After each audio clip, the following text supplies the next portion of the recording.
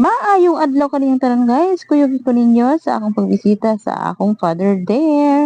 Ikanay laging adlaw na tawhan niya, birthday niya. So, abi pa lang ato siyang ikalimtan. Bisan wala na siya tuod din yung kanibutana, so kani naging ato ag yung hinigugma ato pud siyang bisitahon. Kani bitang wala na sila guys, tapos birthday nila bisitahon jud nato guys kay nara jud na sila in town sa ato ang kiliran. Naglantaw ra gyud in town na sila ug wala man tay laing magasa, so magdala gyud ta og bulak o di ba mo man nato material nga gasa sa ilaha guys basta bisita sa ilaha. Labi na birthday nila, so lipay na kaayo na sila.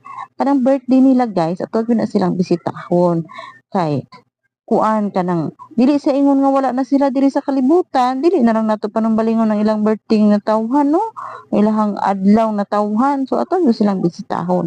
O di ba nagulan-ulan na diri